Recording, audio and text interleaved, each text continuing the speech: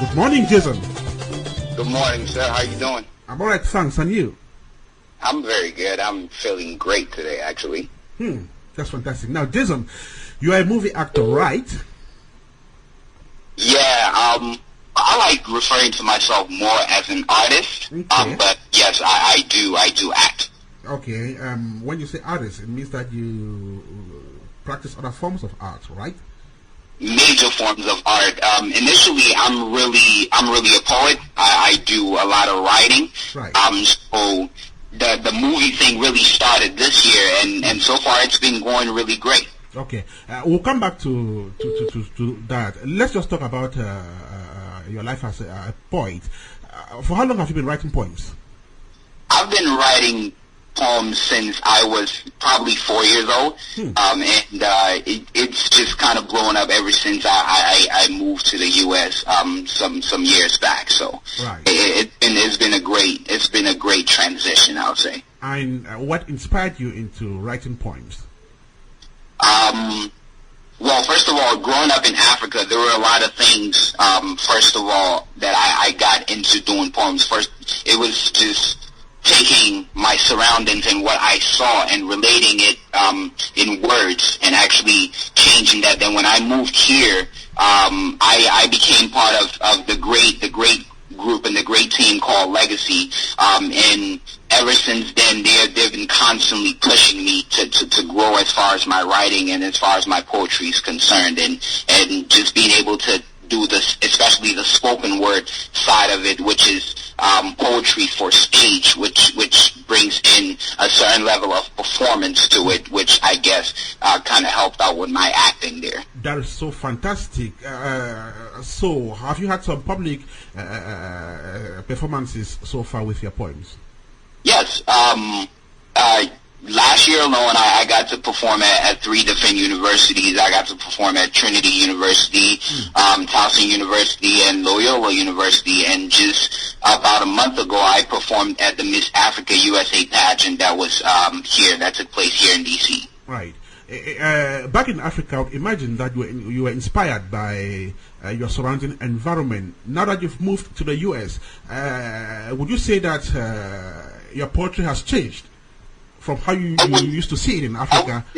I wouldn't say my poetry has changed. I would say my poetry has evolved, but still stems, but still carries that anchor, which is Africa. Most of my poems, as you will hear, are deeply rooted in Africa. I have this certain matriarchal figures like the grandma and just certain people who still anchor my poems, and my poems are still deeply rooted in Africa. So right. So how many poems have you written so far? To be honest, you lose track after a while. But I would say the number should be over 50. And do you have them in a publication, like an anthology? Well, what I am doing right now is just gathering them. I think by the end of next year, I will be looking to do that, to have an anthology out. And actually, I do have another video coming up, that Legacy should be releasing in a couple of weeks, and you know, just talking about Legacy alone, they have been a great form of inspiration. When I initially came here, I did not know how to properly express that or platform there, and if anybody doesn't know, Legacy is we're a group of Cameroonian artists, and we're not limited to one form of art. I'm a poet. We have rappers in the group. We have musicians. The female named Sinaya, she just released her song African Man about 5 weeks ago, which is doing pretty great. We have this rapper named Kimbo, who's amazing. He's incredibly talented and extremely lyrical. And also we have comedians. You've heard it. You probably had Sir Ryan on your show about a couple of months ago. Sure. And those are just some people that we have. We have an amazing director, even the person who directed this movie 48 Hours, in Ken Bumbara, who is a great, he has a great mind, and just his vision alone you can just provide anything in writing, and he would make it appear on screen for you. Right. And so those are just a few people that we have in the group as Legacy, and that's just to push the art. That's not something that it's actually actually paid attention to, especially in Africa. So we're trying to do that because we believe that our people are incredibly talented and need that platform to be able to express this talent and actually showcase what we're capable of. Yes, I was going to ask this last question on this topic. Stage poetry is not so popular. Do you think we can push it to the limelight? And do you think people are going to appreciate it, especially now that the movies have virtually taken over everything? Right. It's not really popular.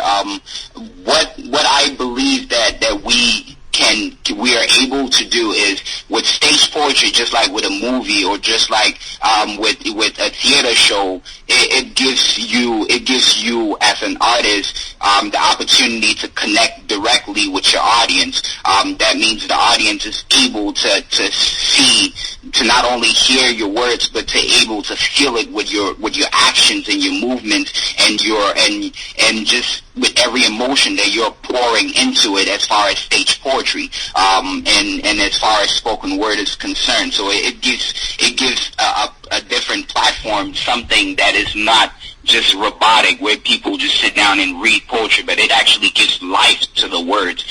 So I think that it's something, and we in general as Africans have the capability to do that. Just like we've had the capability to bring out movies, and we're growing in movies, and that's one reason why I got so attracted to this movie, 48 Hours. It transcends a lot of things, and it's changing the way we as Africans will be doing movies in the future. Right. Okay, he is an artist par excellence, and he is talking to us on this 70th episode of African Cocktail, coming to you from Africa Radio this day, October the 15th, 2014. Now, Jason, you just mentioned 48 Hours in which you featured. Tell us, how did you get on this project that is produced by Desiree I? First of all, Desiree, she's an amazing actor. Before she's an actor, a lot of people don't know this. She's actually a better and even better writer. And we had just come off doing a project with her for Legacy called Palonka, starring Sir Ryan, starring some other really great young up and coming actors, and she enjoyed. She was the lead role along with me, and she actually enjoyed my acting, and we worked really well together, and that's when she decided that this role, the role of Sebastian White in 48 Hours would be a good fit for me, and then she brought me in on the project. And so, how was it playing the role? Oh, it was amazing. First of all, Sebastian White has to go through a lot of things throughout the movie. Here's this man who wakes up one morning and can't find his wife whom he loves so much.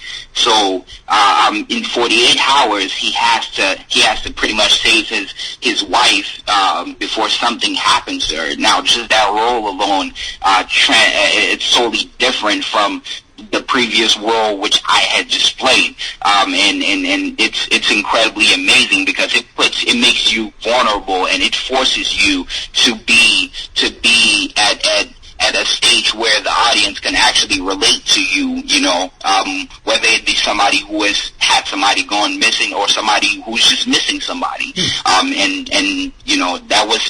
It was a tough role, but at the same time, incredibly beautiful to pay attention to. And the set 48 Hours is produced by Desiree I and directed by Kem Banbula. It will be launched soon. Now, Jason, what was your experience working with the cast of that movie and the rest of the crew?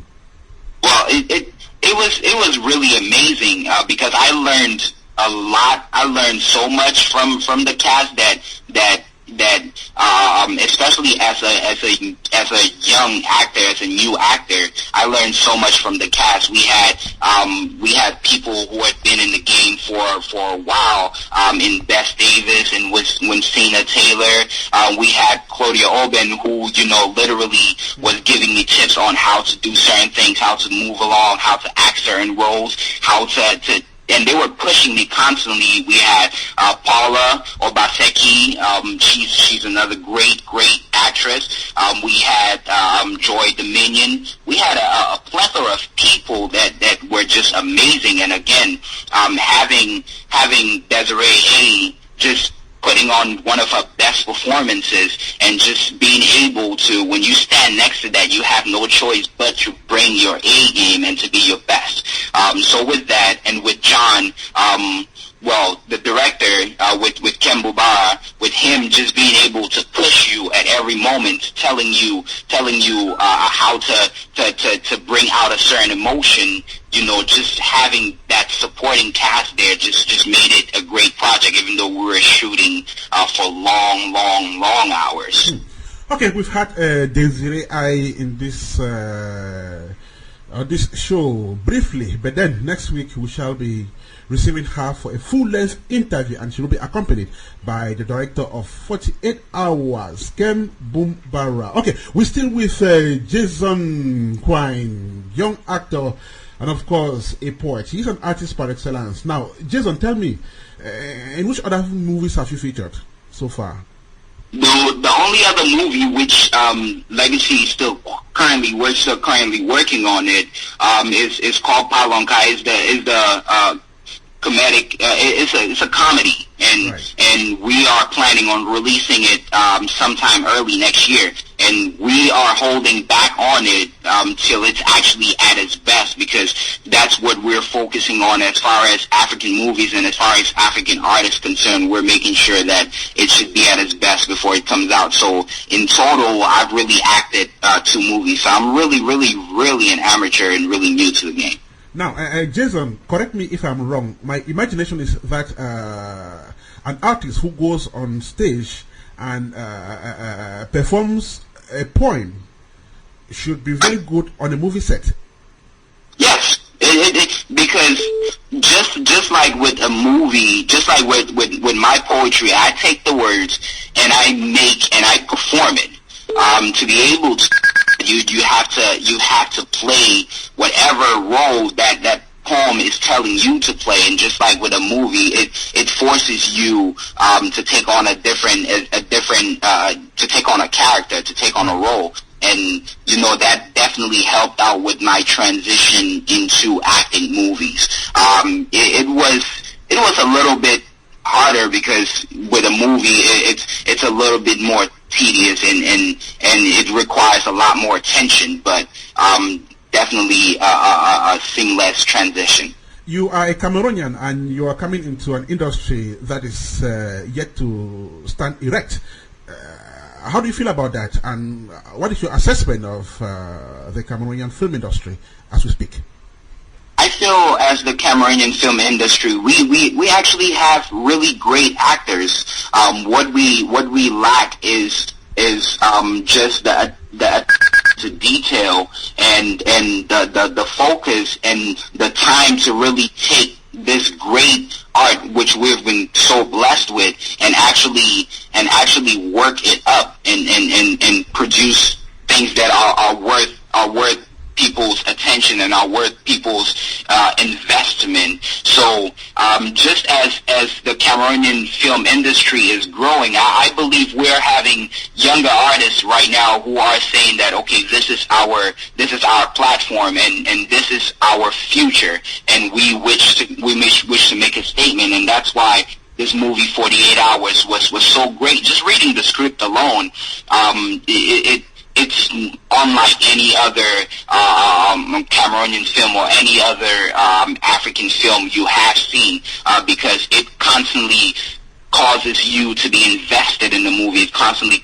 causes you and draws your attention and forces to pay attention, or else you would miss something. So in general, and just like with what Legacy is doing, you know, we believe, we're young, but we believe that with just paying attention to detail and focusing on excellence in our art, we will be able to bring up this industry. This is our platform. This is our future. The words of Jason Nkwain, and I hope those words have stuck on the minds of young movie actors. Jason, thank you so much for being part of this show today. I truly appreciate you having me come on the show. Okay, we'll be with you again some other time. Okay, African Cocktail coming to you from Africa Radio with Ernest Kanjo, 70th episode. This day, October the 15th, 2014. I want to say good morning to you, Desiree. She is the producer of 48 Hours, which will be launched in the next couple of weeks. And of course, she will be main guest on this show next week. Let's listen to some music, then we brace to go to South Africa. Don't forget that we still have Kenneth Ngamne, who will be talking to us this morning. Ken Shali Monet, our resource person number one. Then we also have our reporter in Douala, Cameroon, Ifana Kuala. Listen to this, then we'll be right back.